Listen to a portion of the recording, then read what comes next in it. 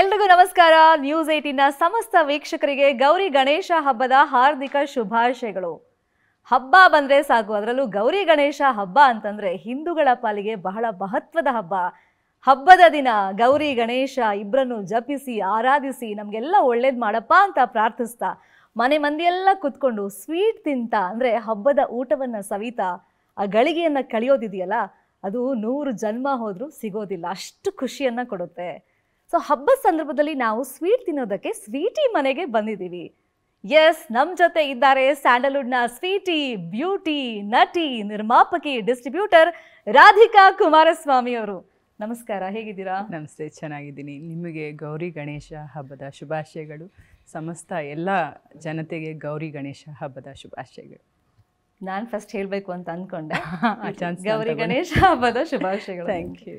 So ಕುಟ್ಟಿ ಎಚ್ಚವಲ್ಲರ್ ಯಾನ್ ಸೋಕೆ ಈರೆನ್ ಚೊಲ್ಲರ್ ಯಾನ್ ಮಸ್ತ್ ಶೋಕಲ್ಲಿ ತೋಜೋನುಂಡು ಬಾರಿ ಪೊರ್ಲು ತೋಜೊಂದುಲ್ಲಾರು ಇರೇನಾತಿಜ್ಜಿ ಬಾರಿ ಶೋಕ್ ತೋಜೊಂದುಲ್ಲಾರು ಇರ್ನ ತೆಲಿಕೆ ಬಾರಿ ಇಷ್ಟ.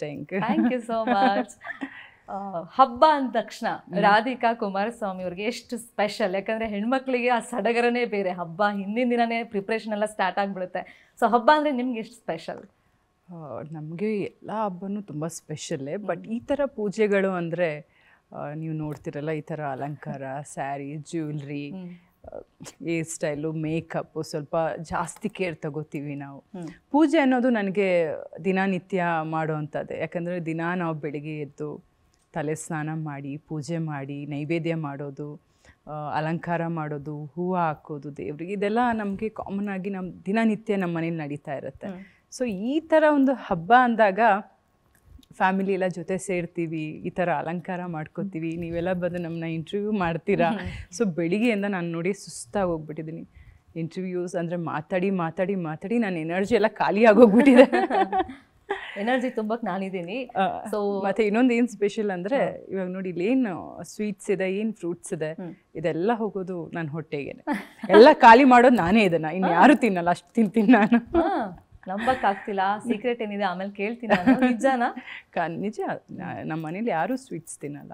ನಾನು ಅದೇ ಯಾವಾಗಲೂ ಹೇಳ್ತೀನಿ, ನಮ್ಮ ಅಣ್ಣ ಏನೂ ತಿನ್ನಲ್ಲ, ನಾನೆಲ್ಲ ಆಪೋಸಿಟ್ ಅವನಿಗೆ, ನಾನೆಲ್ಲ ತಿಂತೀನಿ. ಸೊ ಆ ಥರ ಇವಾಗ ಏನಿದೆ ಸ್ವೀಟ್ಸ್ ಅದೆಲ್ಲ ಖಾಲಿ ಮಾಡೋದು ನಾನು ಒಬ್ಳೆ. ಮನೇಲಿ ಸ್ವೀಟಿ ಅನ್ನೋ ಟೈಟಲ್ ಇರ್ಬೋದು ಇರ್ಬೋದು. ಸರಿ. ಸೊ ಶಮಿಕಾ ಬಗ್ಗೆ ತಿಳ್ಕೊಳ್ಳೋ ಕುತೂಹಲ ನಮ್ಗೆ. ಈಗ ಎಷ್ಟು ವರ್ಷ, ಎಷ್ಟನೇ ಕ್ಲಾಸ್ ಓದ್ತಾ ಇದ್ದಾರೆ, ಅವ್ರಿಗೆ ಹಬ್ಬ ಅಂದ್ರೆ ಎಷ್ಟು ಸ್ಪೆಷಲ್? ನಮ್ದು ಫ್ಯಾಮಿಲಿಯಲ್ಲಿ ಒಂದು ಡಿಸ್ಕಷನ್ ಆಗಿದೆ. ನನ್ನ ಮಗು ಬಗ್ಗೆ, ಶಮಿಕಾ ಬಗ್ಗೆ ಏನು ರಿವೀಲ್ ಮಾಡಲ್ಲ, ಅವಳನ್ನ ಒಂದು ರೀತಿ ಒಂದು ಸರ್ಪ್ರೈಸ್ ಆಗಿ ಹೊರಗಡೆ ಅಂದರೆ ಜನರಿಗೆ ತೋರಿಸ್ಬೇಕು ಅಂತ. ಸೊ ಅಲ್ಲಿವರೆಗೂ ನೀವು ವೆಯ್ಟ್ ಮಾಡಲೇಬೇಕು. ಸೊ ಹಬ್ಬ ಅಂದರೆ ಒಟ್ಟು ಅವಳಿಗೊಂದು ಖುಷಿ ಇರುತ್ತೆ. ಹೌದು, ಹೊಸ ಬಟ್ಟೆ ಎಲ್ಲ ಹಾಕೊಳ್ಳೋದು. ಹೌದೌದು. ಅವಳು ನನಗಿಂತ ಜೋರು ಎಲ್ಲ ವಿಷಯದಲ್ಲೂ, ಆ್ಯಕ್ಟಿಂಗ್ ವಿಷಯದಲ್ಲಿ, ಡಾನ್ಸ್ ವಿಷಯದಲ್ಲಿ, ಈ ಥರ ಹಬ್ಬಗಳು ಬಂದರೆ ಡ್ರೆಸ್ ಮಾಡ್ಕೊಳ್ಳೋದ್ರಲ್ಲಿ ಎಲ್ಲ ನನ್ನನ್ನು ಮೀರಿಸ್ಬಿಟ್ಟಿದ್ದಾಳೆ. ಈಗ ಸ್ವೀಟ್ ಅಂತ ಅಂದ್ರಲ್ಲ, ನಿಮ್ಕಿನ್ನ ಜಾಸ್ತಿ ತಿಂತಾಳ ಇಲ್ವಾ? ತಿಂತಾಳೆ, ಅವಳು ತುಂಬ ತಿಂತಾಳೆ. ಅಂದರೆ ವರ್ಕೌಟ್ ಕೂಡ ಅಷ್ಟೇ. ಡಾನ್ಸ್, ನಾನು ಬರೀ ಡಾನ್ಸ್ ಅಂದರೆ ಅವಳ್ದು ಆ ಥರ ಅಲ್ಲ. ಯೂಟ್ಯೂಬ್ ನೋಡಿಕೊಂಡು ಯಾವುದೇ ಹೊಸ ಹೊಸ ರೀತಿ ಎಕ್ಸಸೈಸ್ ಎಲ್ಲ ಬರೋ ನನಗೆ ಫಾರ್ವರ್ಡ್ ಮಾಡ್ತಾ ಇರ್ತಾಳೆ. ನೀವು ಇದನ್ನು ಕಲೀರಿ, ಈ ಥರ ಡ್ಯಾನ್ಸ್ ಕಲೀರಿ, ಹಿಂಗೆ ಮಾಡಿ. ಅವಳದು ಒಂದು ಸುಮಾರು ವೀಡಿಯೋಸ್ ಮಾಡಿ ಇಟ್ಕೊಂಡಿದ್ದಾಳೆ ಡ್ಯಾನ್ಸ್ದು. ಡಾನ್ಸ್ ಅಂದರೆ ಸಖತ್ ಇಷ್ಟ. ನಮ್ಮನ್ನು ತಿದ್ದವ್ರು ಅವರೇ ಅಲ್ಲ, ಒಂದು ಹಂತ ತನಕ ತಾಯಿ, ಆಮೇಲೆ ಮಗಳು, ಎಸ್ಪೆಷಲಿ ಅಲ್ಲ ತಾಯಿ ಅಂದ್ರೆ. ನಿಜ ನಿಜ. ಬಟ್ ಇಲ್ಲಿ ಹೇಗಾಗಿದೆ ಅಂದರೆ, ನಾನು ಅವಳು ಯಾವಾಗಲೂ ನನಗೆ ಹೇಳ್ತಾಳೆ, ನೀವು ನನಗೆ ತಾಯಿನೋ ಇಲ್ಲ ನೀವು ನನಗೆ ಮಗಳೋ. ಸೊ ಇಲ್ಲಿ ಉಲ್ಟಾ ಆಗೋಗ್ಬಿಟ್ಟಿದೆ. ಸೊ ನಾನು ತುಂಬ ಅಂದರೆ ಅವಳು ಸ್ವಲ್ಪ ಮೆಚ್ಯೂರ್ಡ್ ಆಗಿದ್ದು, ನಾನು ಸ್ವಲ್ಪ ಚೈಲ್ಡಿಶ್ ಆಗಿ ಆಡ್ತಾ ಇರ್ತೀನಿ ಯಾವಾಗಲೂ. ಇನ್ನು ಹಬ್ಬ ಅಂತ ಬಂದಾಗ ಅಫ್ಕೋರ್ಸ್ ನಮಗೆ ಒಡವೆ ಅಥವಾ ಸೀರೆ ಅದ್ರ ಬಗ್ಗೆ ತುಂಬ ಒಂದು ಕಾನ್ಷಿಯಸ್ನೆಸ್ ಬಂದ್ಬಿಡುತ್ತೆ. ಹೊಸ ತಗೋಬೇಕು, ಹೊಸ ಡಿಸೈನ್ ಹುಡ್ಕೋದು, ಇಂಥದ್ದೆಲ್ಲ ಆಗುತ್ತೆ. ರೀಸೆಂಟಾಗಿ ವರಮಹಾಲಕ್ಷ್ಮಿ ಹಬ್ಬದ ದಿನ ಇನ್ಸ್ಟಾಗ್ರಾಮ್ನಲ್ಲಿ ನೀವು ಫೋಟೋಸ್ ಮತ್ತು ವಿಡಿಯೋಸ್ ಹಾಕಿದಾಗ ಗೋಲ್ಡನ್ ಸ್ಯಾರಿಲಿ ತುಂಬ ಚೆನ್ನಾಗಿ ಕಾಣಿಸ್ತಾ ಇದ್ರಿ. ಸೊ ವರಮಹಾಲಕ್ಷ್ಮಿಗೆ ಈ ಸಲ ಏನು ಒಡವೆ ತಗೊಂಡ್ರಿ? ಇಲ್ಲ, ಆ ಥರ ನಿಜ ಹೇಳಬೇಕಂದ್ರೆ ನನಗೆ ಒಡವೆಗಳು ಇಷ್ಟ.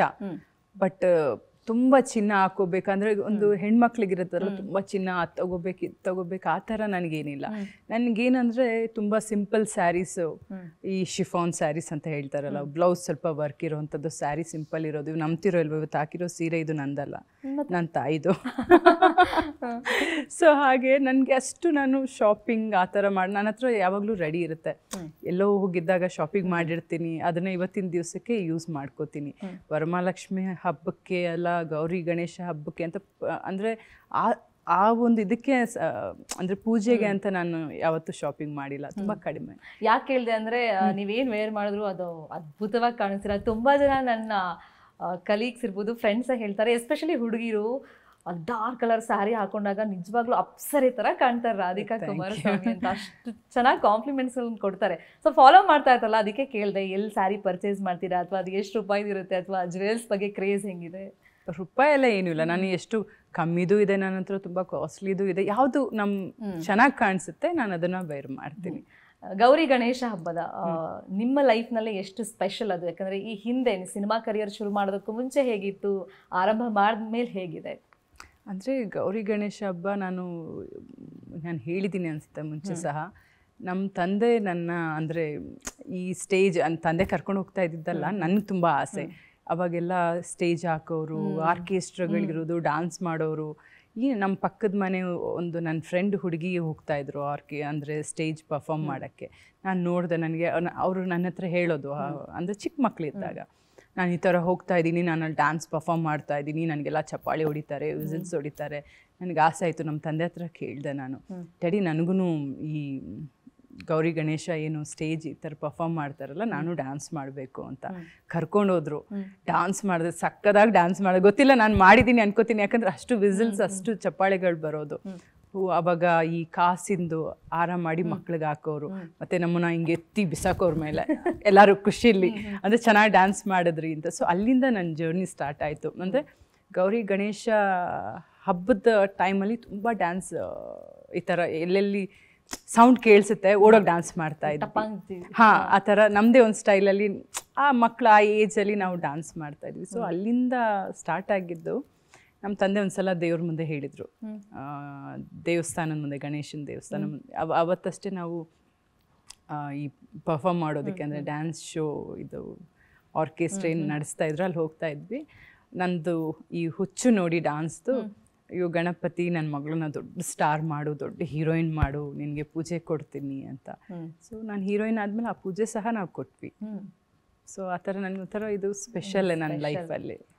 ಸೊ ಗೌರಿ ಹಬ್ಬ ಅಂತ ಹೇಳಿದ ತಕ್ಷಣ ತವ್ರ ಮನೆಗೆ ಹೋಗೋದು, ಬಾಗಿನ ತಗೊಳ್ಳೋದು, ಏನಾದರೂ ಗಿಫ್ಟ್ ತಗೊಳ್ಳೋದು, ಅದಂತೂ ಡಿಮ್ಯಾಂಡ್ ಮಾಡಿ ತಗೋತೀವಿ. ತವ್ರ ಮನೆ ಹೋಗೋದಿಲ್ಲ, ಇರೋದೇ ಎಲ್ಲ ಜೊತೆಯಲ್ಲಿದ್ದೀವಿ. ತಾಯಿ ತವ್ರ ಮನೆ ಹೋಗೋದು, ಅತ್ತೆ ಮನೆಗೆ ಹೋಗೋದು ಸೀನೆ ಇಲ್ವಲ್ಲ, ಇರೋದೇ ತವ್ರ ಮನೆಯಲ್ಲಿ, ಎಲ್ಲ ಜೊತೆಯಲ್ಲೇ ಇದ್ದೀವಿ. ಅಮ್ಮನ ಹತ್ರ ಏನಾದ್ರು ಡಿಮ್ಯಾಂಡ್ಗಳು ಹಬ್ಬ ಬಂದಾಗ ನಂಗೆ ಇಂಥದ್ದು ಕೊಡಿಸೋದು? ಇಲ್ಲ, ನಾನು ಅದೆಲ್ಲ ಕೇಳಲ್ಲ.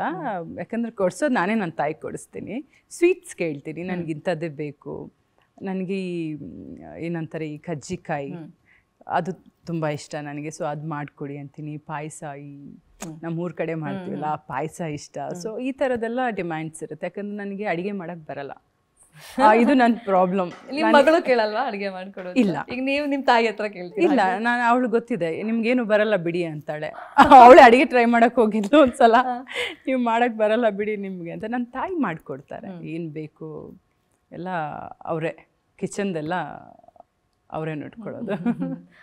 ಹಬ್ಬದ ಸಂದರ್ಭದಲ್ಲಿ ಮನೇಲಿ ಹೆಂಗಿರುತ್ತೆ ವಾತಾವರಣ? ಅಂದರೆ ಎಲ್ಲರೂ ಅವತ್ತು ಕಡ್ಡಾಯವಾಗಿರಬೇಕು ಮನೇಲೆ? ಖಂಡಿತ ಹೌದು. ಈ ಗೌರಿ ಗಣೇಶ ಹಬ್ಬ ಅಂದರೆ ನಮ್ಮೂರ ಕಡೆ ನಿಮ್ಗೆ ಗೊತ್ತಿರುತ್ತೆ, ನಾವು ಭತ್ತ ಮನೆಗೆ ಕಟ್ತೀವಿ, ಮತ್ತು ಹೊಸ ಅನ್ನ ಅಂತ ನಾವೇನು ಮಾಡ್ತೀವಿ, ಜೊತೆಲಿ ಎಲ್ಲರೂ ಕೂತು ಒಂದು 5-7 ಥರದ ಪಲ್ಯ ಮತ್ತು ಪಾಯಸ, ನಮ್ಮ ಊರ ಸ್ಟೈಲೇ ಬಾಳೆ ಎಲೆಯಲ್ಲಿ ಹಾಕ್ಕೊಂಡು ನಾವು ಊಟ ಮಾಡೋದು. ಸೊ ಆ ಟೈಮಲ್ಲಿ ಯಾರು ಎಲ್ಲಿದ್ರೂ ಮನೆಗೆ ಬಂದು ಜೊತೆಲಿ ಕುತ್ಕೊಂಡು ಊಟ ಮಾಡಬೇಕು. ನಮ್ಮ ದೇಶ ಬಿಟ್ಟು ಹೊರ ದೇಶಗಳಿಗೆ ನೀವೆಲ್ಲ ಹೋದಾಗ ಗಣಪತಿ ದೇವಸ್ಥಾನ ನೋಡಿದಾಗ ಎಷ್ಟು ಸ್ಪೆಷಲ್ ಫೀಲ್ ಆಗುತ್ತದು? ಅಫ್ಕೋರ್ಸ್ ಗಣಪತಿ ಅಂತಲ್ಲ, ನಮ್ದು ಯಾವುದೇ ದೇವ್ರದ್ದು ಯಾವುದೇ ಒಂದು ದೇವಸ್ಥಾನ ನೋಡಿದ್ರು ಫಸ್ಟ್ ನಾನು ಅಲ್ಲಿರ್ತೀನಿ. ಯಾಕಂದರೆ ಅದು ಹೊರಗಡೆ ಹೋದಾಗ ನಮ್ಗೆ ಇನ್ನೂ ಜಾಸ್ತಿ, ಇವಾಗ ಬರೀ ದೇವಸ್ಥಾನ ಅಂತಲ್ಲ, ನಮ್ಮ ಕನ್ನಡ ಮಾತಾಡೋರು ನೋಡಿದ್ರು ಸಹ ಕನ್ನಡದವ್ರ, ಓ ನೀವು ನಮ್ಮವ್ರ, ಅದೊಂದು ಖುಷಿ ಆಗುತ್ತಲ್ಲ ನಮಗೆ. ಸೊ ಸ್ವಲ್ಪ ಪರ್ಸನಲ್ ಲೈಫ್ ಬಗ್ಗೆ ಮಾತಾಡೋಣ. ಸೊ ಈ ಬ್ಯೂಟಿ ಹೇಗೆ ಮೇಂಟೈನ್ ಮಾಡ್ತೀರಾ?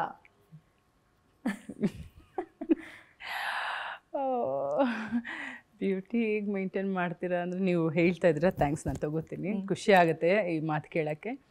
ಅಂದರೆ ತುಂಬ ಪಾಸಿಟಿವ್ ಆಗಿರ್ತೀನಿ ನಾನು, ಯಾವುದು ಟೆನ್ಷನ್ ಜಾಸ್ತಿ ತಗೊಳ್ಳಲ್ಲ. ಟೆನ್ಷನ್ ಆದ್ರೂ, ಟೆನ್ಷನ್ ಆಗಲ್ಲ ಅಂತಲ್ಲ, ಪ್ರತಿಯೊಬ್ಬರು ಜೀವನದಲ್ಲಿ ನೋವು, ನಲಿವು, ಏನು ಅಪ್ಸ್ ಆ್ಯಂಡ್ ಡೌನ್ಸ್ ಎಲ್ಲರ ಲೈಫಲ್ಲೂ ಇದ್ದೇ ಇರುತ್ತೆ. ಸೊ ಎಷ್ಟು ಬೇಕಷ್ಟು ತಗೋತೀನಿ, ಮಿಕ್ಕಿರೋದನ್ನೆಲ್ಲ ಸೈಡಿಗೆ ಬಿಸಾಕ್ತೀನಿ, ನಂದು ಏನು ಕೆಲಸ ಇದೆ ಅದು ಮಾಡ್ಕೊಂಡು ಮುಂದೆ ಹೋಗ್ತಾ ಇರ್ತೀನಿ. ಸೊ ಅದಾದಮೇಲೆ ನಿಮ್ಗೆ ಗೊತ್ತು, ನಾವೊಂದು ಸಿನಿಮಾ ಅಂತ ಬಂದಮೇಲೆ ಈಗ ಆ್ಯಕ್ಚುಲಿ ಹೇಳಬೇಕಂದ್ರೆ ಸ್ವಲ್ಪ ವೆಯ್ಟ್ ಜಾಸ್ತಿ ಆಗಿದ್ದೀನಿ. ಸೊ ಈಗ ಶೂಟಿಂಗ್ ಅಂತ ಶುರು ಆದಮೇಲೆ ಇವಾಗೊಂದು ಯಾವುದೋ ಸಿನಿಮಾ ಮಾಡ್ತೀವಿ, ಅವಾಗ ಆಟೋಮೆಟಿಕ್ ಆಗಿ ಗೊತ್ತಿಲ್ದಿರ ಇದು ನಾವು ಜಿಪ್ ಹಾಕ್ತೀವಲ್ಲ, ಏನೂ ತಿನ್ನಲ್ಲ, ಈ ಸ್ವೀಟ್ಸ್ ಇಲ್ಲ, ಏನೂ ಇಲ್ಲ, ಕುರ್ಕುರೆಗಳೇನೂ ಇರಲ್ಲ. ಸೊ ಜಿಪ್ ಹಾಕಿದ ತಕ್ಷಣ ಆಟೋಮೆಟಿಕ್ ನಮ್ಮದು ವೆಯ್ಟ್ ಕಮ್ಮಿ ಆಗ್ತಾ ಹೋಗುತ್ತೆ. ಅಷ್ಟೇ ಸೀಕ್ರೆಟ್. ಆಮೇಲೆ ಎಕ್ಸಸೈಸ್, ಡ್ಯಾನ್ಸ್ ಮಾಡ್ತೀನಿ. ಅಂದರೆ ಯಾವಾಗೆಲ್ಲ ಟ್ರಾವೆಲ್ ಮಾಡೋ ಟೈಮಲ್ಲಿ ನಮಗೆ ಅಷ್ಟು ಟೈಮ್ ಸಿಗಲ್ಲ ನೋಡಿ. ಇವಾಗ ಒಂದು ವಾರದಿಂದ ಈ ಸಿನಿಮಾ ಭೈರಾದೇವಿ ಸಿನಿಮಾ ಲಾಂಚ್ ಅಂತ ಯಾವಾಗ ನಾವು ಪ್ಲ್ಯಾನ್ ಮಾಡಿದ್ವಿ, ಒಂದು ವಾರದಿಂದ ಸರಿಯಾಗಿ ನಿದ್ದೆ ಇಲ್ಲ, ಏನು ಎಕ್ಸಸೈಸ್ ಮಾಡೋಕ್ಕಾಗ್ತಾ ಇಲ್ಲ. ಯಾಕಂದರೆ ಆಗಲ್ಲ, ಇಷ್ಟು ಟೆನ್ಷನ್ ಇಟ್ಕೊಂಡು ನಾವು. ಮತ್ತು ಈ ಭೈರಾದೇವಿಗೆ ತಗೊಂಡಷ್ಟು ಟೆನ್ಷನ್ ನಾನು ಯಾವ ಸಿನಿಮಾಗೂ ನನ್ನ ಲೈಫಲ್ಲಿ ತೊಗೊಂಡಿಲ್ಲ. ಕಾರಣ ಅಂದರೆ ನೋಡಿ, ಏನಾಗ್ತದೆ ಬಂತು, ನಾವು ಸಿನಿಮಾ ಅನೌನ್ಸ್ ಮಾಡಿ ನಾವು ಶುರು ಮಾಡೋಕ್ಕಾದ್ಮೇಲೆ ಒಂದೊಂದೇ ಏನೋ ವಿಘ್ನಗಳು, ಒಂದೊಂದೇ ವಿಘ್ನಗಳು ನಮಗೆ ಇದಾಗ್ತಾ ಇತ್ತು. ಆದರೆ ಏನೋ ತುಂಬ ಡಿಲೇ ಆಗ್ತಾ ಇತ್ತು, ಶೂಟಿಂಗ್ ಮಾಡೋದು ಡಿಲೇ ಆಗ್ತಿತ್ತು, ಶೂಟಿಂಗ್ ಹೋದರೆ ಮಳೆ ಬರ್ತಿತ್ತು, ಇಲ್ಲ ನನಗೇನೋ ಒಂದು ತೊಂದರೆ ಆಗೋದು. ಸ್ಮಶಾನದಲ್ಲಿ ಒಂದ್ಸಲ ಪ್ರಾಬ್ಲಮ್, ನನಗೆ ಸ್ವಲ್ಪ ಆ್ಯಕ್ಷನ್ ಇದು ಟೈಮಲ್ಲಿ ಸ್ವಲ್ಪ ಪ್ರಾಬ್ಲಮ್ ಆಯಿತು. ಆಮೇಲೆ ನಮ್ಮ ನಿರ್ದೇಶಕರಿಗೆ ಮೈ ಹುಷಾರಿರಲಿಲ್ಲ ಒಂದ್ಸಲ. ಸೊ ಈ ಥರ ಒಂದೊಂದೇ ಘಟನೆ ಆಗಿ ಹಾಗೆ ಪೋಸ್ಟ್ಪೋನ್ ಆಗ್ತಾ ಆಗ್ತಾ ಆಗ್ತಾ ಒಂದು ಹಂತಕ್ಕೆ ಬಂದಿದೆ. ಹಾಗಾಗಿ ನನಗಿದು ಈ ಸಿನಿಮಾದು ಡೇಟ್ ಅನೌನ್ಸ್ ಮಾಡಿಬಿಟ್ಟಿದ್ದೀವಿ. ಏನು ಅಕ್ಟೋಬರ್ 3ನೇ ತಾರೀಕು ಸಿನಿಮಾ ರಿಲೀಸ್ ಆಗ್ತಾ ಇದೆ ಅಂತ ಡೇಟ್ ಅನೌನ್ಸ್ ಮಾಡಿದ್ದೀವಿ. ಈಗ ಟೆನ್ಷನ್ ಜಾಸ್ತಿ ನನಗೆ, ಯಾವುದೇ ಕಾರಣಕ್ಕೂ ಈ ಸಿನಿಮಾ ಯಾವುದೇ ರೀತಿ ತೊಂದರೆ ಆಗಬಾರ್ದು, ಒಳ್ಳೆ ರೀತಿಲಿ. ಇವಾಗ ನಾನು ದೇವಿ ಭಕ್ತಿ, ನಿಮ್ಗೆ ಗೊತ್ತಿರ್ಬೋದು, ನಾನು ತುಂಬ ದೇವಿನ ಆರಾಧಿಸ್ತೀನಿ. ಅಂದರೆ ನಮ್ಮ ಮನೇಲೂ ಕೂಡ ದೇವಿ ವಿಗ್ರಹ ಇದೆ, ಪೂಜೆ ದಿನನಿತ್ಯ ಪೂಜೆ ನಡೆಯುತ್ತೆ. ಸೊ ಗೊತ್ತಿಲ್ಲದಿರೋ ಯಾವುದೋ ಒಂದು ಟೈಮ್, ಅದು ದೇವರು ಅದು ಆ ಟೈಮ್ಗೆ ನಮ್ಮನ್ನ ಸೇರಿಸಿದ್ದಾರೆ ಅನಿಸುತ್ತೆ. ಅದೇ ಅಕ್ಟೋಬರ್ 3 ದಸರಾ ಸ್ಟಾರ್ಟ್. ನಿಜ ನನ್ನ ಮೈಂಡಲ್ಲಿ ಇರಲಿಲ್ಲ ಅದು. ಎಲ್ಲೋ ಒಂದು ಕನೆಕ್ಟ್ ಆಗುತ್ತೆ, ಅದೇ ಟೈಮಿಗೆ ರಿಲೀಸ್ ಆಗ್ತಿದೆ. ಅದು ಬೇರೆ, ಆ ಸಿನಿಮಾದಲ್ಲೂ ಕೂಡ ಕಾಳಿ ಗೆಟಪ್ ಇದೆ. ಅಗೋರಿಯಾಗಿ ಮೊದಲನೇ ಸಲ ಈ ಸಿನಿಮಾದಲ್ಲಿ ಅಭಿನಯಿಸ್ತಾ ಇದ್ದೀನಿ. ಸೊ ಇದು ಸಖತ್ ಟೆನ್ಷನ್ ಕೊಡ್ತಾ ಇದೆ. ಬೇಗ ರಿಲೀಸ್ ಮಾಡ್ಬೇಕು ಸಿನಿಮಾ, ಜನರು ಹೀಗೆ ತಗೋತಾರೆ ಇದನ್ನು. ಅಂದರೆ ನನ್ನನ್ನು ಈ ರೀತಿ ನೋಡಿಲ್ಲಲ್ಲ, ನನ್ನ ಅಭಿಮಾನಿಗಳು ನೋಡಿರೋದು ನನ್ನ ಈ ಥರ ಅವತಾರದಲ್ಲಿ ಅಳುಮುಂಜಿಯಾಗಿ ಈ ಥರ ನೋಡಿರುವಾಗ ಇದೊಂಥರ ಸ್ಪೆಷಲ್, ಇದು ಒಂಥರ ಡಿಫ್ರೆಂಟ್ ರೋಲ್ ನಂದು. ಸೊ ಇದು ಯಾವ ರೀತಿ ತಗೋತಾರೆ ಅದೊಂದು ಎಲ್ಲೋ ಒಂದು ಕಡೆ ಟೆನ್ಷನ್ ಆಗ್ತಾ ಇದೆ. ಮತ್ತು ಅಷ್ಟೇ ಅಲ್ಲ, ಇದರಲ್ಲಿ ಈ ಥರ ಅಂತಲ್ಲ, ಬೇರೆ ಪಾತ್ರನೂ ಇದೆ. ಬಟ್ ಅದನ್ನು ಈಗ ನಾವು ಅದ್ರ ರಿವೀಲ್ ಮಾಡೋಕ್ಕಾಗಲ್ಲ. ಯಾಕಂದರೆ ಇವಾಗ ನೀವು ಕಾಳಿ ಅವತಾರದಲ್ಲಿ ನೋಡಿದ್ದೀರಾ, ಸೊ ಎಲ್ಲರಿಗೂ ಕನ್ಫ್ಯೂಷನ್. ಅದೇ ಈಗ ಅಗೋರಿ ಕಾಳಿ ಆದರು. ಸೊ ಸಿನಿಮಾದ ಸನ್ನಿವೇಶಗಳು ಆ ಥರ ಕ್ಯಾರೆಕ್ಟರ್ನ ಚೇಂಜ್ ಮಾಡ್ತಾ ಹೋಗುತ್ತೆ. ಸೊ ಅದು ನಿಮಗೆ ಅಕ್ಟೋಬರ್ 3ನೇ ತಾರೀಕು ಅದಕ್ಕೆಲ್ಲ ನಿಮ್ಮ ಪ್ರಶ್ನೆಗಳಿಗೆ ಉತ್ತರ ಸಿಗುತ್ತೆ. ಖಂಡಿತ ನಾವು ಬಹಳ ನಿರೀಕ್ಷೆಯನ್ನು ಇಟ್ಕೊಂಡು ಕಾಯ್ತಾ ಇದ್ದೀವಿ. ಈಗ ನೀವಂದ್ರಿ ಸ್ವಲ್ಪ ಸಮಸ್ಯೆಗಳಾಗ್ತಾ ಬಂತು, ಸ್ವಲ್ಪ ಟೆನ್ಷನ್ ಕೂಡ ಈ ಸಿನಿಮಾ ಬಗ್ಗೆ. ನಂಗೆ ರಿಲೀಸ್ ತನಕನೂ ಟೆನ್ಷನ್ ಅಂತೂ ಇದ್ದೇ ಇದೆ, ಯಾವ ಸಿನಿಮಾಗೂ ಇಷ್ಟು ಟೆನ್ಷನ್ ಆಗಿರಲಿಲ್ಲ ಅಂತ. ಸೊ ನೀವು ದೇವರನ್ನ ನಂಬೋದ್ರಿಂದ, ದೇವಿ ಆರಾಧಕಿ ಆಗಿರೋದ್ರಿಂದ ಏನಾದರೂ ಪೂಜೆ ಪುನಸ್ಕಾರ ಮಾಡಿಸಿದ್ರ? ಇಲ್ಲ, ಪೂಜೆ ಪುನಸ್ಕಾರ ಇವಾಗ ಇನ್ನೂ ಯಾವುದೂ ಶುರು ಮಾಡಿಲ್ಲ. ಈಗಷ್ಟೇ ಶುರು ಮಾಡಿದ್ವಿ. ಗಣೇಶನ ಒಂದು ಗೌರಿ ಗಣೇಶ ಪ್ರಥಮ ಪೂಜೆ ಅದನ್ನ ದೇವ್ರಿಗೆ ಕೊಟ್ಟು ನಾವಿನ್ನೂ ಶುರು ಅಂದರೆ ಸ್ಟಾರ್ಟ್ ಮಾಡ್ತಾ ಇದ್ದೀವಿ. ನಾನು ಕೆಲವೊಂದು ದೇವಸ್ಥಾನಗಳೆಲ್ಲ ಲೀಸ್ಟ್ ಕೊಟ್ಟಿದ್ದೀನಿ. ಸೊ ಇಲ್ಲೋಗಿ ಪೂಜೆ ಮಾಡಿಸೋಣ, ಯಾಕಂದರೆ ಯಾವ ಕೆಟ್ಟ ಕಣ್ಣು ಈ ಸಿನಿಮಾದ ಮೇಲೆ ಬೀಳಬಾರ್ದು, ಮತ್ತು ಯಾವುದೇ ರೀತಿ ತೊಂದರೆಗಳಿನ್ನು ಸಿನಿಮಾಗೆ ಬರಬಾರ್ದು. ಬೇಗ ರಿಲೀಸ್ ಆಗಿ ಒಂದು ಜನರ ಬಾಯಲ್ಲಿ ಒಂದು ಸಿನಿಮಾ ಚೆನ್ನಾಗಿದೆ ಅಂತ ಬಂದ್ಬಿಟ್ರೆ ಅಷ್ಟೇ ಸಾಕು ನಮಗೆ. ಪರಿಶ್ರಮ ಅಂತೂ ತುಂಬ ಇರುತ್ತೆ ಇಂಥ ಸಿನಿಮಾಗಳಲ್ಲಿ. ಎಸ್ಪೆಷಲಿ ಈಗ ನೀವು ಅಂದ್ರಲ್ಲ, ನಾರ್ಮಲ್ ಗೆಟಪ್ಗೂ ಆ ಥರ ಗೆಟಪ್ ಹಾಕೊಳ್ಳೋದಕ್ಕೂ ಮೇಕಪ್ ತುಂಬ ಒಂದು ಗಂಟೆಗಟ್ಟಲೆ ಹಿಡಿದಿರುತ್ತೆ. ಸೊ ಆ ಎಕ್ಸ್ಪೀರಿಯನ್ಸ್ ಬಗ್ಗೆ ಹೇಳೋದಾದ್ರೆ ಅಂದರೆ ಇದು ಆಲ್ಮೋಸ್ಟ್ ಇದೆ. ಈ ಥರ ಮೇಕಪ್ ಕಾಳಿ ಗೆಟಪ್ ಆದರೂ ಓಕೆ, ಮೇಕಪ್ ಮಾಡ್ಕೊಂಡು ಅದಕ್ಕೆ ಕ್ಯಾರಿ ಮಾಡ್ಬೋದು. ಯಾಕಂದರೆ ಅದು ಮೇಕಪ್ ಹಾಕೋತೀವಿ, ಅದು ಕಷ್ಟನೇ. ಬಟ್ ನೀವು ನಿಮಗೆ ಅಗೋರಿ ಮೇಕಪ್ ಕಷ್ಟ ಆಯಿತಾ ಇಲ್ಲ ಕಾಳಿದು ಕಷ್ಟ ಆಯಿತಾ ಅಂತ ಕೇಳಿದ್ರೆ ನಾನು ಅಫ್ಕೋರ್ಸ್ ಹೇಳೋದು ಅಗೋರಿದೆ. ಯಾಕಂದರೆ ಫುಲ್ಲು ವಿಭೂತಿ ಅಲ್ಲ, ಆ ವಿಭೂತಿ ಹಾಕ್ಕೊಂಡು ಒಳಗಡೆ ಎಲ್ಲ ಫುಲ್ಲು ವಿಭೂತಿ. ನನಗೆ ಎಷ್ಟು ಟಾರ್ಚರ್ ಆಗೋದು ಅಂದರೆ ಫುಲ್ ಒಂಥರ ಸ್ಕಿನ್ ಎಲ್ಲ ಅಲರ್ಜಿ ಆಗೋಯ್ತು, ಹೇರ್ ಸಖತ್ ರಫ್ ಆಗೋಯ್ತು. ಸೊ ಒಂಥರ 4 ಅವರು 5 ಅವರು ಅದು ಹಾಕಿದ್ಮೇಲೆ ನಾವು ರಾತ್ರಿ 2 ಗಂಟೆ ಆದರೂ ಶೂಟಿಂಗ್ ಮಾಡಬೇಕು. ಗೊತ್ತಲ್ಲ ನಿಮಗೆ ಶೂಟಿಂಗ್ ನಾವು ನೋಡೋ 2.5 ಗಂಟೆ ನಾವು ಸಿನಿಮಾ ನೋಡಿ ಚೆನ್ನಾಗಿದೆ ಚೆನ್ನಾಗಿಲ್ಲ ಅಂತ ಹೇಳ್ಬಿಡ್ತೀವಿ. ಬಟ್ ಅದು ಆ್ಯಕ್ಟ್ ಮಾಡೋದಿದೆಯಲ್ಲ, ಮತ್ತು ಅದ್ರ ಜೊತೆ ನಮ್ಮ ಟೆಕ್ನಿಷಿಯನ್ಸ್ ವಿಭೂತಿ ಎಲ್ಲ ಅವರು ಪಾಪ ಎಲ್ಲ ಇದಾಗ್ತಾಯಿತ್ತು, ಅವ್ರಿಗೂ ತೊಂದರೆ ಆಗ್ತಾಯಿತ್ತು. ಯಾಕಂದರೆ ಒಂದು ಸೆಟ್ ಹಾಕಿದ್ವಿ ನಾವು, ಆ ಸೆಟ್ಟಲ್ಲಿ ಹೇಗಂದರೆ ಫುಲ್ಲು ಫೈರ್, ಒಂದು ಕಡೆ ಫೈರ್, ಒಂದು ಕಡೆ ವಿಭೂತಿ, ಎಲ್ಲ ಮುಖ ಎಲ್ಲ ಫುಲ್ ಕವರ್ ಮಾಡ್ಕೊಂಡು, ನೋಸು ಎಲ್ಲ ಕವರ್ ಮಾಡ್ಕೊಂಡು ಶೂಟಿಂಗ್ ಮಾಡ್ತಾಯಿದ್ರು. ಎಷ್ಟೋ ಜನಕ್ಕೆ ಪಾಪ ಥ್ರೋಟ್ ಇನ್ಫೆಕ್ಷನ್ ಎಲ್ಲ ಆಗ್ತಾಯಿತ್ತು. 2ನೇ ದಿವಸಕ್ಕೆ 3ನೇ ದಿವಸಕ್ಕೆ ಎಲ್ಲರೂ ಶೂಟಿಂಗಿಂದ ಜ್ವರ ಬಂದಿದೆ, ಥ್ರೋಟ್ ಇನ್ಫೆಕ್ಷನ್ ಆಗಿದೆ, ಅಷ್ಟು ಕಷ್ಟ ಬೀಳ್ತಾಯಿದ್ರು. ಸೊ ಒಂದು ಈ ಸಿನಿಮಾಕ್ಕೆ ಪಾಪ ಎಷ್ಟು ಜನ ನಮ್ಮ ಟೆಕ್ನಿಷಿಯನ್ಸ್ ಎಲ್ಲ ಕಷ್ಟಪಟ್ಟಿದ್ದಾರೆ. ಸೊ ಅಮ್ಮ ಏನಾದರೂ ಆ ಥರ ಎಲ್ಲ ಕಷ್ಟಪಡೋದು ನೋಡಿ ಏನಾದರೂ ಕಮೆಂಟ್ ಮಾಡಿದ್ದಿದೆಯಾ, ಇದು ಬೇಕಿತ್ತಾ ಅಂತ? ಇಲ್ಲ ತುಂಬ ಅದು ಆ ವಿಷಯದಲ್ಲಿ ಸಖತ್ ಸಪೋರ್ಟ್. ಯಾಕಂದ್ರೆ ನಾನು ಯಾವುದೂ ಬಂದು ಮನೇಲಿ ಹೇಳೋದೇ ಇಲ್ಲ, ಈ ಥರ ಆಯಿತು, ಈ ಥರ ಕಷ್ಟ ಆಯಿತು, ಈ ಥರ ಯಾವುದನ್ನು ನಾನು ಹೇಳಲ್ಲ. ಯಾಕಂದರೆ ಪಾಪ ಅವ್ರಿಗೆ ಯಾಕೆ ನಾವು ಕಷ್ಟ ಕೊಡಬೇಕು? ಒಳ್ಳೆ ವಿಷಯಗಳನ್ನ ಶೇರ್ ಮಾಡಬೇಕು, ಕೆಟ್ಟದನ್ನ ನಾನು ಯಾವತ್ತೂ ಯಾರಿಗೂ ನಾನು ನೋವಾಗುವಂಥ ವಿಷಯನ ನನ್ನ ಫ್ಯಾಮಿಲಿಗೆ ಯಾವತ್ತೂ ನಾನು ಶೇರ್ ಮಾಡಲ್ಲ. ಡಿಸ್ಟ್ರಿಬ್ಯೂಷನ್ ನಿಮ್ಮದೇ ಇದೆ, ಸೊ ಅದೆಷ್ಟು ಟೆನ್ಷನ್ ಆಗ್ತಾ ಇದೆ ಇವಾಗ? ಸೊ ಅದೇ ಹೇಳ್ತೀನಲ್ಲ, ಬರೀ ಆ್ಯಕ್ಟಿಂಗ್ ಮಾಡೋದು ಭಾಳನೇ ಈಸಿ. ಅಂದರೆ ಈ ಥರ ಪಾತ್ರಗಳೆಲ್ಲ ನಾರ್ಮಲ್ ಪಾತ್ರಗಳು ಮಾಡಿಕೊಂಡು ಹೊರಗಡೆ ಸಿನಿಮಾ ಮಾಡ್ತೀವಿ, ಆ್ಯಕ್ಟ್ ಮಾಡ್ತೀವಿ. ಬೆಳಿಗ್ಗೆ ಒಂದು 9 o'clock ಸ್ಪಾಟ್ಗೆ ವಿತ್ ಮೇಕಪ್ ರೆಡಿ ಇರ್ತೀವಿ, 6 o'clock ಪ್ಯಾಕಪ್ ಆಗುತ್ತೆ, ಆರಾಮ್ಸೆ ಮನೆಗೆ ಬಂದು ರೆಸ್ಟ್ ಮಾಡ್ತೀವಿ. ಬಟ್ ಈ ಪ್ರೊಡಕ್ಷನ್ ಹ್ಯಾಂಡ್ಲು ಮಾಡೋದಿದೆಯಲ್ಲ, ಅದರಷ್ಟು ಕಷ್ಟ. ಯಾಕಂದರೆ ನನಗೇನಾಗುತ್ತೆ, ಒಂದು ಕಡೆ ಪ್ರೊಡಕ್ಷನ್ದು ನೋಡ್ಕೋಬೇಕು, ಇನ್ನೊಂದು ಕಡೆ ಆ್ಯಕ್ಟಿಂಗ್ದು ನೋಡ್ಕೋಬೇಕು. 6 ಗಂಟೆ ಶೂಟಿಂಗಿಂದ ಬಂದಮೇಲೆ ನೆಕ್ಸ್ಟ್ ಡೇ ಏನು, ನೆಕ್ಸ್ಟ್ ಡೇ ಲೊಕೇಶನ್ ಬೇಕು, ಯಾರ್ಯಾರು ಆರ್ಟಿಸ್ಟ್ಗಳಿದ್ದಾರೆ, ಆ ಲೊಕೇಶನಲ್ಲಿ ಏನೇನು ಪ್ರಾಬ್ಲಮ್ ಎಲ್ಲ ನೋಡ್ಕೋಬೇಕು, ಏನೇನು ಅಂದರೆ ಲೈಟಿಂಗ್ಸ್ ಬಗ್ಗೆ ಇರ್ಬೋದು, ಪ್ರತಿ ಒಂದೂ ನೋಡ್ಕೋಬೇಕು. ಸೊ ಮಲ್ಗೋ ಅಷ್ಟರಲ್ಲೇ ಒಂದು 12 ಗಂಟೆ 1 ಗಂಟೆ ಆಗೋಗ್ಬಿಡತ್ತೆ. ತಿರ್ಗಾ ಬೆಳಿಗ್ಗೆ 5 ಗಂಟೆಗೆ ಎದ್ದೇಳಬೇಕು. ಸೊ ಪ್ರೊಡಕ್ಷನ್ ಮತ್ತು ಇದು ಆ್ಯಕ್ಟಿಂಗ್ ಬ್ಯಾಲೆನ್ಸ್ ಮಾಡೋದು ಬಹಳನೇ ಕಷ್ಟ ಆಗುತ್ತೆ. ಬಟ್ ಒಂಥರ ನಮಗೆ ಒಂದು ಆಸಕ್ತಿ ಇರೋದ್ರಿಂದ ಏನೋ ಒಂದು ಇಂಟ್ರೆಸ್ಟಲ್ಲಿ, ಓಕೆ ಒಂದು 2 ತಿಂಗಳಲ್ವಾ 3 ತಿಂಗಳಲ್ವಾ, ಸೊ ಸ್ವಲ್ಪ ಸಹಿಸ್ಕೊಂಡು ಮಾಡಿಬಿಡೋಣ ಅಂತ ಹೊಡ್ತೀವಿ. ಅಂಥ ಟೈಮ್ನಲ್ಲಿ ಇನ್ಸ್ಪಿರೇಷನ್ ಅಂತ ಏನು ತಗೋತೀರಾ ನೀವು? ಅಥವಾ ಯಾರನ್ನ ರೋಲ್ ಮಾಡಲ್ ಅಂತ ತಗೊಂಡು? ನಿಜ ಆಯಾಸ ಆಗುತ್ತೆ, ಬ್ಯಾಲೆನ್ಸ್ ಮಾಡೋದು ಕಷ್ಟ ಆಗುತ್ತೆ, ಬಟ್ ಬಿಡೋಕ್ಕಾಗಲ್ವಲ್ಲ. ನನ್ನನ್ನು ನಾನೇ ತಗೊಳ್ಳೋದು. ಯಾಕೆ ಹೇಳಿ, ಇನ್ಯಾರನ್ನ ತಗೊಳ್ಳೋದು? ಯಾಕಂದರೆ ನನಗೆ ಬೇರೆ ಯಾರ ಲೈಫ್ ಬಗ್ಗೆನೂ ನಾನು ಜಾಸ್ತಿ ನನಗೆ ಆಸಕ್ತಿ ಇಲ್ಲ, ಯಾರ ಬೇರೆ ಜೀವನದ ಅವರ ಲೈಫ್ ಬಗ್ಗೆ. ಸೊ ನನ್ನನ್ನು ನಾನೇ ತಗೊಂಡು, ಇಲ್ಲ ಮುಂದೆ ಏನಾದರೂ ನಾವು ಫ್ಯೂಚರಲ್ಲಿ ಏನಾದರೂ ಹೆಸರು ಮಾಡಬೇಕು ಅಂದರೆ ಸೊ ಇದನ್ನು ನಾವು ಸ್ವಲ್ಪ ಸಹಿಸ್ಕೋಬೇಕು ಅಂತ ಯೋಚನೆ ಮಾಡ್ಕೊಂಡು ಮುಂದೆ ಹೋಗೋದು. And very all the best ಭೈರಾದೇವಿಗೆ. ನೆಕ್ಸ್ಟ್ ಪ್ರಾಜೆಕ್ಟ್ ಅಜಾಗ್ರತಾ ಅಂತ ಕೇಳಿದೆ, ಅದು ಕೆಲಸ ಎಲ್ಲಿ ತನಕ ಬಂದಿದೆ? ಅದು ಕೂಡ ಕಂಪ್ಲೀಟ್ ಆಗಿದೆ, ಒಂದು ಸಾಂಗ್ ಬ್ಯಾಲೆನ್ಸ್ ಇದೆ ಅಷ್ಟೇ. ಅದಾದಮೇಲೆ ಅದು ಕೂಡ ಈ ಸಿನಿಮಾ ಆಗಲಿ ಆದಮೇಲೆ ಸ್ವಲ್ಪ ಗ್ಯಾಪ್ ಕೊಟ್ಟು ರಿಲೀಸ್ ಮಾಡೋಣ ಅಂತ ಪ್ಲ್ಯಾನ್ ಮಾಡ್ತಾ ಇದ್ದೀವಿ. ಈಗ ಒಂದು ಮಗು ಆದಮೇಲೆ ಎಸ್ಪೆಷಲಿ ನಟಿಯರು ರಿಯಾಲಿಟಿ ಶೋ ಜಡ್ಜ್ ಆಗೋ ಅಥವಾ ಸೀರಿಯಲ್ಗಳಲ್ಲೋ ಅಥವಾ ಒಂದು ಪ್ರೊಡಕ್ಷನ್ ಹೌಸ್ ಮಾಡಿಕೊಂಡು ಪ್ರೊಡ್ಯೂಸ್ ಮಾಡೋದಾಗಲಿ ಅದ್ರ ಕಡೆ ಗಮನ ಕೊಡ್ತಾರೆ. ಬಟ್ ನೀವು ಎಲ್ಲ ರೋಲನ್ನು ನಿಭಾಯಿಸ್ಬಿಟ್ಟಿದ್ದೀರಾ, ನಿಭಾಯಿಸ್ತಾ ಇದ್ದೀರಾ ಕೂಡ.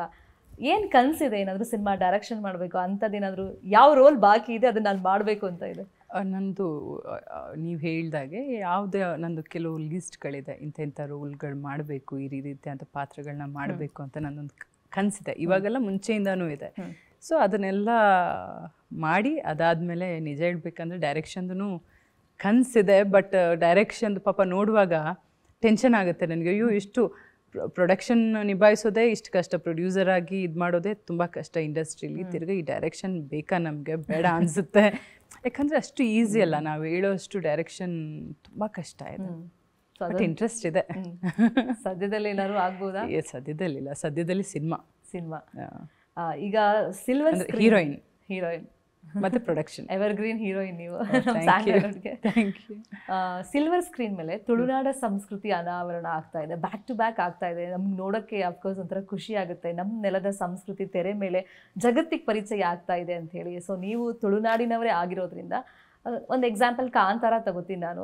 ಥಿಯೇಟ್ರಿಗೆ ಹೋಗಿ ನೋಡಿದ್ರೆ ಆ ಸಿನಿಮಾ ನೋಡಿದ್ರೆ ಹೇಗೆ ಅನಿಸ್ತು? ಫಸ್ಟ್ ಡೇನೇ ನಾನು ಹೋಗಿ ನೋಡಿದ್ದು ಸಿನಿಮಾ. ನಾನು ಅದನ್ನು ಆ್ಯಕ್ಚುಲಿ ನಾನು ಇನ್ಸ್ಟಾದಲ್ಲಿ ಶೇರ್ ಮಾಡಿದ್ದೀನಿ, ಬಹಳ ಖುಷಿ ಆಯಿತು. ಯಾಕಂದರೆ ನಮ್ಮ ಊರಿನ ಬಗ್ಗೆ, ಆ ದೈವದ ಬಗ್ಗೆ ಅಷ್ಟು ಚೆನ್ನಾಗಿ ತೋರಿಸಿದಾರಲ್ಲ. ಈವನ್ ಅವರು ರಿಷಬ್ ಶೆಟ್ಟಿ ಅವರು ಸಹ ಮಂಗಳೂರವರೇ. ಸೊ ನನಗೆ ನಿಜಕ್ಕೂ ಖುಷಿ ಆಯಿತು. ಯಾರು ಮಾಡದೇ ಇರೋವಂಥ ಒಂದು ಹೊಸ ಪ್ರಯತ್ನ ಅವ್ರು ಮಾಡಿದ್ದಾರೆ. ನಿಜಕ್ಕೂ ಅಪ್ರಿಷಿಯೇಟ್ ಮಾಡಬೇಕು ಆ ವಿಷಯನ. ಇತ್ತೀಚೆಗೆ ನಡೀತಿರೋದು ಅಂದರೆ ಈಗ ಕಾಸ್ಟಿಂಗ್ ಕೌಚ್ ಇರ್ಬೋದು ಅಥವಾ ಮಲಯಾಳಂ ಸಿನಿಮಾ ರಂಗದಲ್ಲಿ ಏನೇನಾಯಿತು ನಿಮಗೂ ಗೊತ್ತಿರುತ್ತೆ. ಸೊ ಈಗ ಫೈರ್ ಅನ್ನೋ ಒಂದು ಸಂಸ್ಥೆಯಿಂದ ಹೋಗಿ ಅಂದರೆ ಅವರೇ ಒಂದು ಒಕ್ಕೂಟದಿಂದ ಹೋಗಿ CMಗೂ ರಿಕ್ವೆಸ್ಟ್ ಮಾಡ್ಕೊಂಡಿದ್ದಾರೆ. ಸೊ ಸಿನಿಮಾ ರಂಗದಲ್ಲಿ ಎಲ್ರಿಗೂ ಕೆಟ್ಟ ಅನುಭವ ಆಗಬೇಕು ಅಂತೇನಿಲ್ಲ, ಕೆಲವ್ರಿಗೆ ಆಗಿರುತ್ತೆ, ಕೆಲವರು ಅದನ್ನು ದನಿ ಎತ್ತಕ್ಕೆ ಪ್ರಯತ್ನ ಪಡ್ತಾರೆ, ಇನ್ನು ಕೆಲವರು ದನಿ ಎತ್ತಿದ್ರೆ ನಮ್ಗೆ ಮತ್ತೆ ಅವಕಾಶ ಸಿಗುತ್ತೋ ಇಲ್ವೋ, ಸೊ ಆ ಥರ ಟೆನ್ಷನ್ ಇರ್ತಾರೆ. ನಿಮ್ಗೆ ಯಾವ ಥರ ಆ ಥರ ಕೆಟ್ಟ ಅನುಭವ ಆಗಿದ್ದು ಅಥವಾ ನೀವು ನೋಡಿದ್ದು? ಇಲ್ಲ, ನನಗೆ ಆ ಥರ ಯಾವತ್ತೂ ಆಗಿಲ್ಲ. ನಾನು ಇಂಡಸ್ಟ್ರಿ ಬರುವಾಗ ತುಂಬ ಚಿಕ್ಕ ಹುಡುಗಿ ಇದ್ದೆ. ನನಗೆ ಸಿಕ್ಕಿರೋ ಡೈರೆಕ್ಟರ್ಸ್ ಎಲ್ಲ ನನ್ನ ಒಂದು ಮಗಳ ರೀತಿಯಲ್ಲಿ, ಒಂದು ತಂಗಿ ರೀತಿಯಲ್ಲಿ ಈ ಥರ ನೋಡಿಕೊಂಡೇ ಬಂದರು. ಹಾಗಂತ ಹೇಳಿ ಬೇರೆ ಹುಡುಗಿರಿಗಾಗಿದೆ ಅಂತ ಕೇಳುವಾಗ ಸ್ವಲ್ಪ ನಮ್ಮ ಮನಸ್ಸಿಗೆ ನೋವಾಗತ್ತೆ. ಸೊ ಆ ಥರ ಆಗಬಾರ್ದು. ನಮ್ಮ ಇಂಡಸ್ಟ್ರೀಲಿ ನಾವೆಲ್ಲ ಒಂದು ಫ್ಯಾಮಿಲಿ ಅಂತ ನಾವು ಹೋಗೋರು.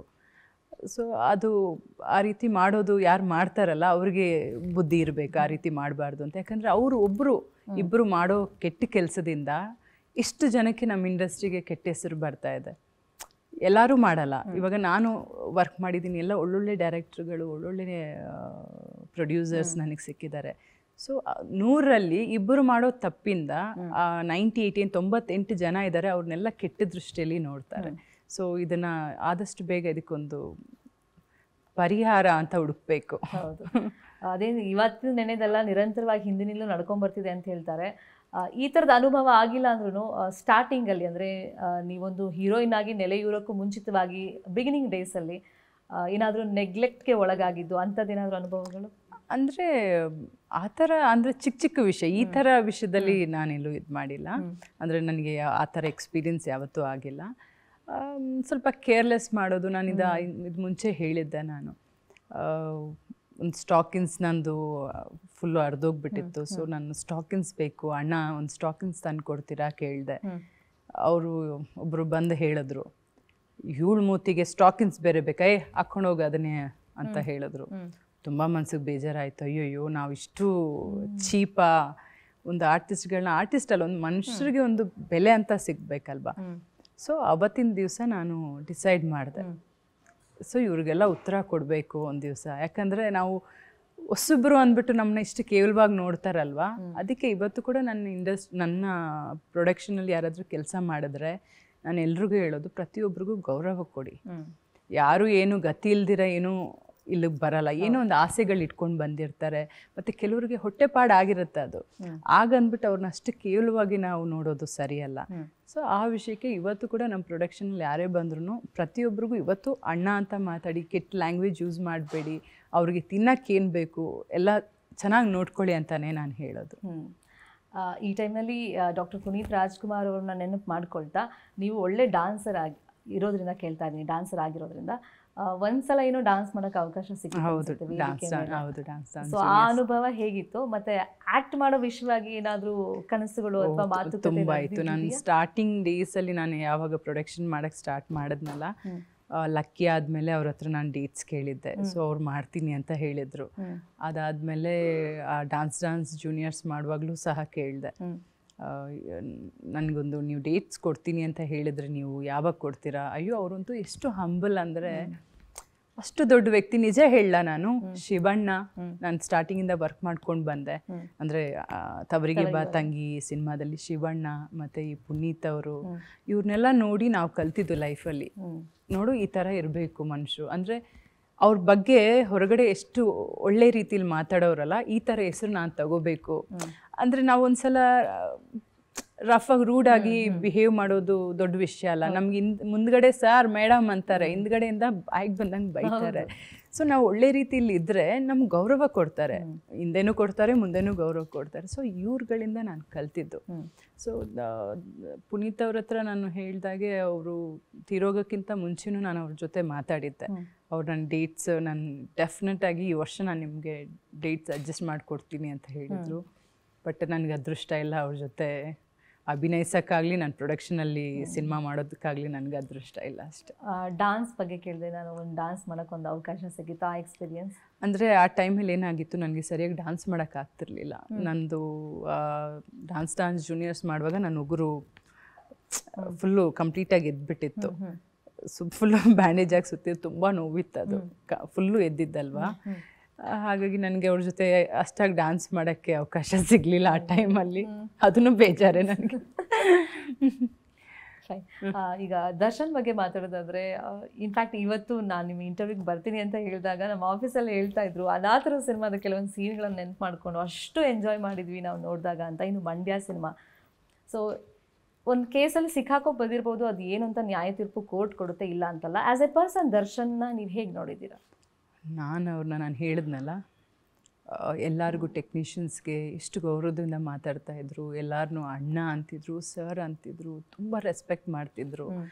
ನನಗಿವತ್ತೆಲ್ಲ ಈ ಚಾನಲ್ಗಳಲ್ಲಿ ನೋಡುವಾಗ ನನಗೆ ಒಂಥರ ಶಾಕ್ ಆಗುತ್ತೆ, ಇದು ಏನು ನಡೀತಾ ಇದೆ, ಏನು ಆಗ್ತಾಯಿದೆ ನಮ್ಮ ಇಂಡಸ್ಟ್ರಿ ನೋಡಿ. ನಮ್ಮ ಒಳ್ಳೆ ಹೀರೋ ನಮ್ಮ ಕನ್ನಡ ಇಂಡಸ್ಟ್ರಿ, ಇಷ್ಟು ನಾವು ಇರೋದೇ ಕೆಲವು ಜನ ಇದ್ದಾರೆ ಹೀರೋಗಳು, ಅದರಲ್ಲಿ ಒಬ್ಬರು ಈ ಥರ ಆದರೆ ನಮಗೆ ನಮ್ಮ ಫ್ಯಾಮಿಲಿಗೆ ಅಂದರೆ ಇದೊಂಥರ ಸಿನಿಮಾ ನಮ್ಮ ಫ್ಯಾಮಿಲಿ ಅಲ್ವಾ, ನಮ್ಮದೊಂದು ಕುಟುಂಬ, ಒಂದು ಜನನ ನಾವು ನಮ್ಮೊಂದು ಫ್ಯಾಮಿಲಿಯಲ್ಲಿ ಒಂದು ಪರ್ಸನ್ನ ನಾವು ಕಳ್ಕೊಂಡ್ವಿ ಅಂತ ತುಂಬ ಬೇಜಾರಾಗ್ತಾ ಇದೆ.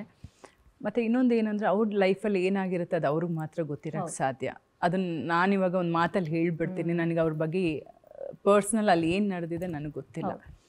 ಅದೆಲ್ಲ ಅದನ್ನು ನೋಡ್ಕೊಳ್ಳೋಕ್ಕೆ ಕಾನೂನಿದೆ, ಅದ್ರ ಬಗ್ಗೆ ಮಾತಾಡೋಷ್ಟು ದೊಡ್ಡ ವ್ಯಕ್ತಿಗಳು ನಾವಲ್ಲ. ಬಟ್ ಒಂದಂತೂ ನಿಜ, ಅವ್ರು ನಮ್ಮ ಇಂಡಸ್ಟ್ರಿಗೆ ಬೇಕು, ನಮ್ಮ ಕುಟುಂಬಕ್ಕೆ ಅವರು ಮತ್ತೆ ಬೇಕು, ಅಷ್ಟೇ ಹೇಳಬಲ್ಲೆ.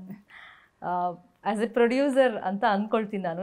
ಡೈರೆಕ್ಟ್ರಿಗೆ ಕಾರ್ ಗಿಫ್ಟ್ ಕೊಟ್ಟಿದ್ದೀರಾ ಅಂತ ಕೇಳ್ಪಟ್ಟೆ. ಇಲ್ವಲ್ಲ, ನಾನು ಕೊಟ್ಟಿಲ್ಲ. ಇಲ್ವಾ? ಹೇಳಿದ್ರು, ಅದಕ್ಕೆ ಕೇಳಿದೆ. ಪ್ರೊಡಕ್ಷನಲ್ಲಿ ತುಂಬ ದುಡ್ಡಿದೆ ಅಂತ ಅನ್ಸುತ್ತೆ ಅಂತ. ಇಲ್ಲ, ಅದು ಅಣ್ಣಂದು ನಮ್ಮ ಶಶಿ ಅಜಾಗ್ರತ ಚಿತ್ರದ ನಿರ್ದೇಶಕರದ್ದು ಏನೋ ಒಂದು ಒಳ್ಳೆ ಬಾಂಡಿಂಗ್ ಇದೆ. ಸೊ ಅವರಿಬ್ರು ಅವನೇನೋ ಗಿಫ್ಟ್ ಕೊಟ್ಟಿದ್ದಾನೆ ಅವ್ರಿಗೆ. ಓಕೆ. ಇಂಡಿಯಾ ಹೊರತುಪಡಿಸಿ ಬೇರೆ ಯಾವ ದೇಶಕ್ಕೆ ಹೋಗೋಕ್ಕೆ ರಾಧಿಕಾ ಅವ್ರಿಗೆ ತುಂಬ ಇಷ್ಟ? ಇಂಡಿಯಾ ಹೊರತುಪಡಿಸಿ ಆ್ಯಕ್ಚುಲಿ ನನಗೆ ಇಲ್ಲೇ ತುಂಬ ಇಷ್ಟ. ಬಟ್ ಜಾಸ್ತಿ ನಾನು ಟ್ರಾವೆಲ್ ಮಾಡೋದು ದುಬೈ, ಡೆಲ್ಲಿ. ಅಂದರೆ ಏನೋ ಶಾಪಿಂಗ್ ಮಾಡಬೇಕು, ಫ್ಯಾಮಿಲಿ ಕರ್ಕೊಂಡು ಹೋಗಬೇಕು ಅಂದರೆ ಸರಿ ಬೇಗ ಹೋಗ್ಬಿಟ್ಟು ಬರ್ಬೋದು ಅಂದರೆ ಇಂಡಿಯಾ ಅಲ್ಲ ಅಂತ ಹೇಳ್ತೀರಾ. ಸೊ ದುಬೈ, ಡೆಲ್ಲಿನೂ ಒಂದು ಪ್ಲೇಸ್ ನಾವು ಹೋಗ್ತಾ ಇರ್ತೀವಿ, ಬಟ್ ದುಬೈ ಸಹ ಟ್ರಾವೆಲ್ ಮಾಡ್ತೀವಿ ಅಂತ ತುಂಬ ಈಸಿ ಅಲ್ಲ. ಮತ್ತು ಬ್ಯಾಂಕಾಕ್ ಆನ್ ಅರೈವಲ್ ವೀಸಾ ಇರುತ್ತೆ, ಸೊ ಟೆನ್ಷನ್ ಇರಲ್ಲ. ಮಗಳಿಗೆ ಇಂತಲ್ಲಿ ಕರ್ಕೊಂಡು ಹೋಗೋ ಅಂತ ಪರ್ಟಿಕ್ಯುಲರ್ ಇಲ್ಲ ಇಲ್ಲ, ಆ ಥರ ಎಲ್ಲ ಅವಳಿಗೆ ನಾ ಎಲ್ಲೇ ಹೇಳ್ತೀನಿ ಅಲ್ಲಿ ಅವಳು ರೆಡಿ ಆಗಿರ್ತಾಳೆ. ಎಸ್, ಟೈಮ್ ಕೊಡೋ ವಿಷಯಕ್ಕೆ ನಾನು ಕ್ಲಾಶ್ ಆಗುತ್ತಾ ಮನೇಲಿ, ಅಥವಾ ಹೋಮ್ವರ್ಕ್ ಮಾಡಿಸೋ ವಿಷಯಕ್ಕೆ? ಇಲ್ಲ ಇಲ್ಲ, ಏನೂ ಇಲ್ಲ. ಹೋಮ್ವರ್ಕ್ದು ನನಗೀಗ ಟೆನ್ಷನ್ ಇಲ್ಲ, ಪಾಪ ಎಲ್ಲ ಅವಳೇ ನೋಡ್ಕೋತಾಳೆ. ನನಗೆ ಇವತ್ತವರೆಗೂ ಅವಳ ವಿಷಯದಲ್ಲಿ ಯಾವ ರೀತಿ ಟೆನ್ಷನೂ ಇಲ್ಲ ನನಗೆ. ಇದು ಡಾನ್ಸ್ ಕಲಿತಾಳೆ, ಟೆನ್ನಿಸ್ ಕಲಿತಾಳೆ, ಚೆನ್ನಾಗಿ ಓದ್ತಾಳೆ, ಯಾವ ಟೆನ್ಷನು ಇಲ್ಲ. ಹಂಗಾರೆ ಅವಾಗಲೇ ಹೇಳಿದ್ರು ನೀವು ನಿಮ್ಮ ವಿಷಯಕ್ಕೆ ಅವರೇ ಟೆನ್ಷನ್ ಇವತ್ತು ಬೆಳಿಗ್ಗೆಯಿಂದ ಪಾಪ ಎಷ್ಟು ಸಲ ಹೇಳಿದ್ರು, ಇಂಟರ್ವ್ಯೂಸ್ ಇದೆ ಅಂದರೆ ಚೆನ್ನಾಗಿ ಮಾತಾಡಿ, ಚೆನ್ನಾಗಿ ಡ್ರೆಸ್ ಮಾಡ್ಕೊಳ್ಳಿ, ಚೆನ್ನಾಗಿ ಮೇಕಪ್ ಮಾಡ್ಕೊಳ್ಳಿ ಅಂತ. ಆ ಥರ ಅವಳು. ಫೈನ್. ಇವಾಗ ಸ್ವಲ್ಪ ರ್ಯಾಪಿಡ್ ಫೈರ್. ಓಕೆ. ನಿಮ್ಮ ಫ್ಯಾನ್ಸ್ ಒಂದು ಕಂಪ್ಲೇಂಟ್ ಇದೆ ನಿಮ್ಮ ಮೇಲೆ ಇವಾಗ. ಇಷ್ಟು ಚೆನ್ನಾಗಿ ರೆಡಿ ಆಗ್ತೀರಾ, ಇಷ್ಟು ಚೆನ್ನಾಗಿದ್ದೀರಾ, ನಿಮ್ಮನ್ನು ನಾವು ದಿನಾ ನೋಡಬೇಕು, ಬಟ್ ಸೋಷಿಯಲ್ ಮೀಡಿಯಾದಲ್ಲಿ ನೀವು ಆ್ಯಕ್ಟಿವೇ ಇರೋದಿಲ್ಲ, ಫೋಟೋಸ್ ಜಾಸ್ತಿ ಅಪ್ಲೋಡ್ ಮಾಡಲ್ಲ, ನಿಮ್ಮ ಆ್ಯಕ್ಟಿವಿಟೀಸ್ ನನಗೆ ಗೊತ್ತಾಗಲ್ಲ. ಇನ್ಮೇಲೆ ಆ್ಯಕ್ಟಿವ್ ಆಗ್ತೀನಿ. ಇವಾಗ ನನಗೆ ಈ ಕ್ವೆಶನ್ ಇವಾಗಲೇ ಅಲ್ವಾ ಗೊತ್ತಾಗಿದ್ದು, ನನ್ನ ಮೇಲೆ ಬೇಜಾರಿದೆ, ನನ್ನ ಮೇಲೆ ಕಂಪ್ಲೇಂಟ್ ಇದೆ ಅಂತ. ಈಗ ಗೊತ್ತಾಯ್ತಲ್ವ, ಇನ್ನು ಆ್ಯಕ್ಟಿವ್ ಆಗ್ತೀನಿ. ಸೊ ಈ ಗಣೇಶ ಹಬ್ಬದಿಂದ ರಾಧಿಕಾ ಕುಮಾರಸ್ವಾಮಿ ಅವರು ಸೋಷಿಯಲ್ ಮೀಡಿಯಾದಲ್ಲಿ ಫುಲ್ ಆ್ಯಕ್ಟಿವ್. ಓಕೆ. ನಿನಗಾಗಿ ಅಥವಾ ತವರಿಗೆ ಬಾತಂಗಿ ಒಂದು ಹೆಸರು ಪಿಕ್ ಮಾಡಬೇಕು. ನನ್ನ ಎರಡು ಕಣ್ಣಲ್ಲಿ ಯಾವ ಕಣ್ಣು ಬೇಕು ಅಂತ ಕೇಳಿದ್ರೆ ಡೈಲಾಗ್ಸ್ ಬೇಡ, ಒಂದು. ಅದು ಹೇಗಾಗತ್ತೆ ಒಂದು ಅಂತ. ನನಗೆ ಅದೊಂಥರ ತುಂಬ ಹೆಸರು ತಂದು ಕೊಟ್ಟಿದ್ದ ಸಿನಿಮಾ ನಿನಗಾಗಿ. ನಾನು ಯಾರು ಅಂತ ಗೊತ್ತಾಗಿದ್ದು ಆ ಸಿನಿಮಾದ ಮೂಲಕ. ಬಟ್ ನಾನು ಸೆಂಟಿಮೆಂಟ್ ಕ್ವೀನ್ ಅಂತ ನನಗೆ ಹೆಸರು ಬಂದಿದ್ದು ತವರಿಗೆ ಬಾತಂಗಿಲಿ. ಸೊ ಎರಡು ನನಗೆ ಈಕ್ವಲ್. ಹಬ್ಬದ ದಿನ ಜಾಸ್ತಿ ಫೋರ್ಸ್ ಮಾಡೋದು. ಓಕೆ, ಎರಡು ಕಣ್ಣು ಅಂತಂದ್ರೆ actor, producer, distributor? Actor. Sari or dress? Sari. Gauri ಅಥವಾ ಗಣೇಶ? ಅಯ್ಯಯ್ಯೋ, ಅಮ್ಮ ಫಸ್ಟ್ ಅಲ್ವಾ, ಗೌರಿ.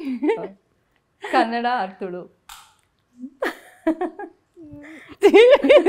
ಏನಿದು, ಎರಡೂ ಸಹ. ಇದ್ರಲ್ಲಿ ಒಂದು ಚೂಸ್ ಮಾಡಬೇಕು.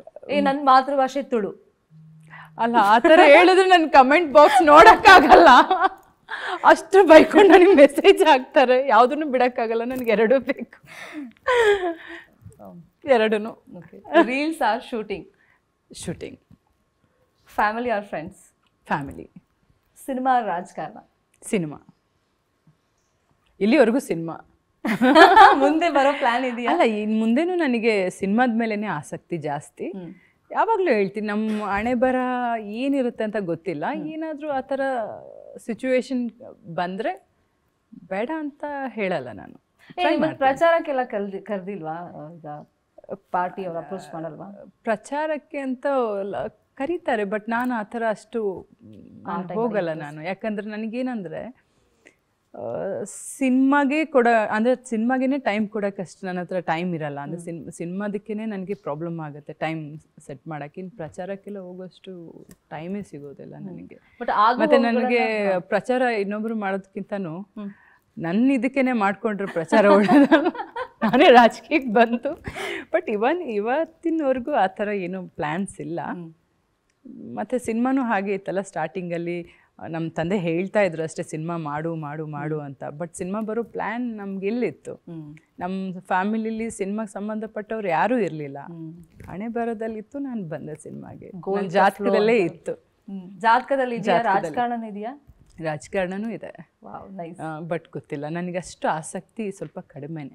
ಯಾಕಂದರೆ ಇದೊಂಥರ ಕಲರ್ಫುಲ್ ಲೈಫ್, ಚೆನ್ನಾಗಿರುತ್ತೆ, ಜನರು ನಮ್ಮನ್ನ ಇಷ್ಟಪಡ್ತಾರೆ, ಒಳ್ಳೊಳ್ಳೆ ಪಾತ್ರಗಳು ಮಾಡ್ಬೋದು, ಒಳ್ಳೊಳ್ಳೆ ಕಾಸ್ಟ್ಯೂಮ್ಸ್ ಹಾಕೋಬೋದು. ಸೊ ಇದೊಂಥರ ಬೇರೆನೇ ಲೈಫ್ ಅಲ್ವಾ? ಅದು ನೋಡೋಣ ಮುಂದೆ, ಫ್ಯೂಚರ್ ಯೋಚನೆ ಮಾಡೋಣ. ಬಟ್ ಆಗು ಹೋಗುಗಳ ಬಗ್ಗೆ ಗಮನ ಇರುತ್ತಾ? ಅಂದರೆ ನ್ಯೂಸ್ ನೋಡೋದು, ಅದನ್ನ ಡೈಲಿ ನೋಡ್ತೀನಿ ಅಂತಲ್ಲ, ಯಾವಾಗ ಟೈಮ್ ಸಿಗುತ್ತೆ ಅವಾಗ ನೋಡ್ತಾ ಇರ್ತೀನಿ. ಗೌರಿ ಗಣೇಶ ಹಬ್ಬದ ಟೈಮಲ್ಲಿ ಸ್ವೀಟಿ ಮನೇಲಿ ಸ್ವೀಟ್ ಸವಿತಾ ಸಾಕಷ್ಟು ಮಾತುಕತೆಗಳನ್ನು ಮಾಡಿದ್ವಿ. ತುಂಬ ಖುಷಿ ಆಯಿತು ಹಬ್ಬದ ಸಂದರ್ಭದಲ್ಲಿ ನಿಮ್ಮನ್ನು ನೋಡಿದ್ದು, ನಿಮ್ಮ ಜೊತೆ ಮಾತಾಡಿದ್ದು, ಆ್ಯಂಡ್ ನಿಮ್ಮ ಸಿನಿಮಾ ಪ್ರಾಜೆಕ್ಟ್ಗಳ ಬಗ್ಗೆ ನೀವು ಹೇಳಿದ್ದು ತುಂಬ ಖುಷಿ ಆಯಿತು. ವೆರಿ ಆಲ್ ದ ಬೆಸ್ಟ್ ನಿಮಗೆ. ಈ ಸಿನಿಮಾ ಸೂಪರ್ ಹಿಟ್ ಆಗಲಿ ಅಂತ ನಾವು ಆಶಿಸ್ತೀವಿ. Thank you so much and all the best. Thank you. ಇದಾಗಿತ್ತು ಈ ಹೊತ್ತಿನ ವಿಶೇಷ ಕಾರ್ಯಕ್ರಮ. ನೋಡ್ತಾ ಇರಿ News 18 ಕನ್ನಡ. ಜಾಲ ನಮ್ಮದು, ಬಲ ನಿಮ್ಮದು.